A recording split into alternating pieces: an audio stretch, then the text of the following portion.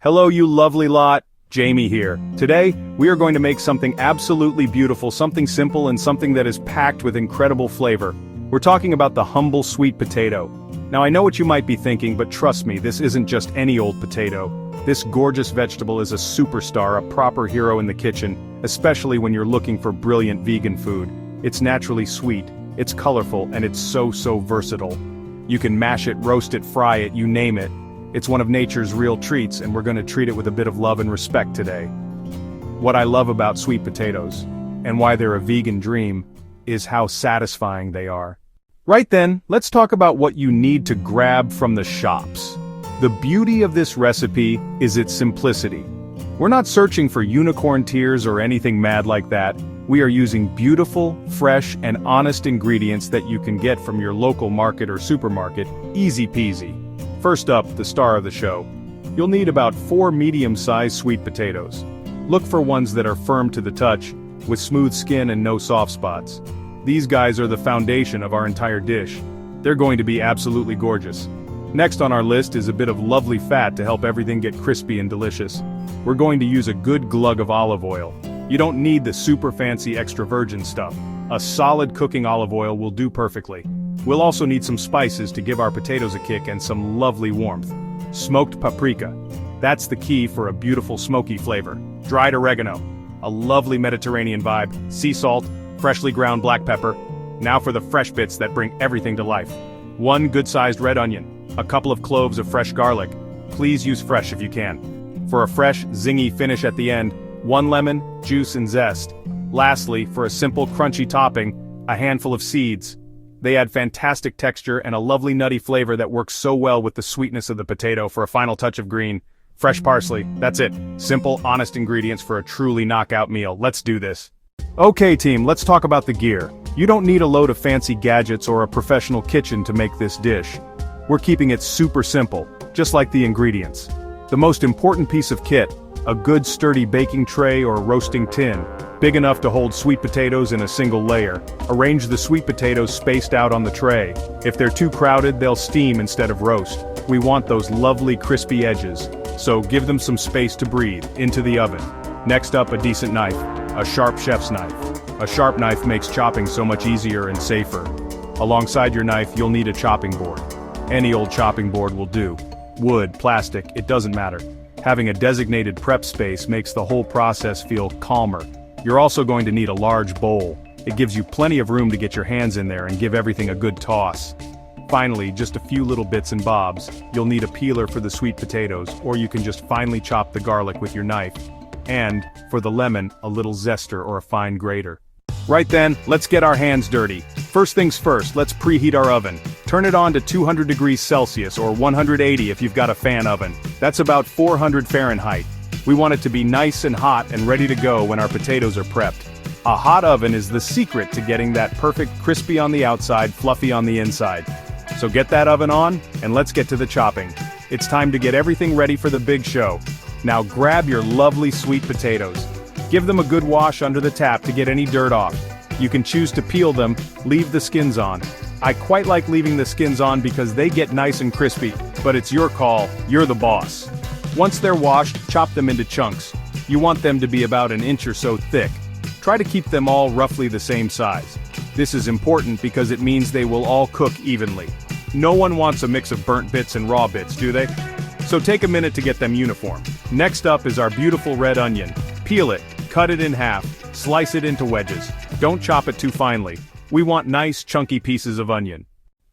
Okay, our veg is prepped and waiting patiently in the bowl. Now it's time to bring the flavor. This is where the magic really starts to happen.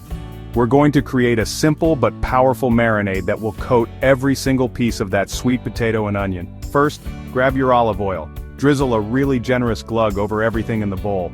We're talking maybe 3 or 4 tablespoons. The oil helps everything roast beautifully and carries the spices into every nook and cranny. Now for the spices. Smoked paprika, about 2 teaspoons.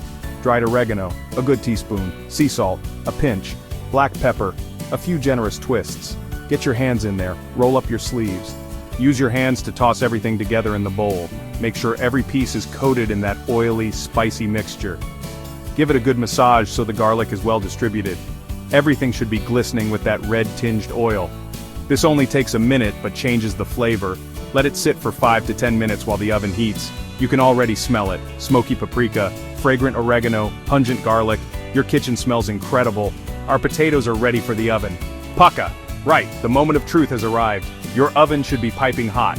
Your sweet potatoes are looking absolutely gorgeous, all coated in that lovely marinade. Grab your big baking tray. Now tip everything from the mixing bowl straight onto the tray. Use a spatula to scrape out every last bit of that oily, spicy goodness from the bowl, or use your hands to scrape out every last bit. We don't want to waste any of that flavor, no way. Spread the potatoes and onions out into a single, even layer. This is really, really important. Give them some room. Let them have their own little space on the tray. If the potatoes are piled on top of each other, they will steam. Steamed potatoes are nice, but we're not making steamed potatoes today. We want roasted potatoes. While our potatoes are having their lovely hot bath in the oven, we can get our simple but brilliant topping ready. This is what's going to take our dish from great to absolutely fantastic. A little bit of texture and a little bit of freshness. First, let's talk about the crunch. Grab that handful of pumpkin seeds, grab that handful of sunflower seeds. We're going to toast them. No oil needed. Small dry frying pan on medium. Once the pan is warm, tip the seeds in. Keep them moving. Shake the pan. Or stir with a wooden spoon. Listen. Little popping sounds like tiny popcorn. 1 to 2 minutes. Don't walk away. When golden brown and toasty smelling, they're done. Tip them onto a plate to cool so they don't burn. Simple as that. Now this recipe is absolutely beautiful, just as it is. But the best thing about cooking is making things your own.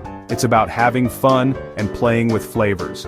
So I want to give you a few ideas, a few little twists you can try. Think of this recipe as a brilliant starting point. For example, if you like a bit of heat, why not add a pinch of chili flakes or a little bit of cayenne pepper to the marinade along with the smoked paprika. That little kick of spice with the sweet potato is a match made in heaven, believe me. You can also play around with the vegetables you're roasting. Throw in some other lovely veg along with the sweet potatoes and onions. Chunks of bell pepper, especially red bell pepper or yellow bell pepper. Courgette chunks would also work beautifully. Broccoli florets, cauliflower florets.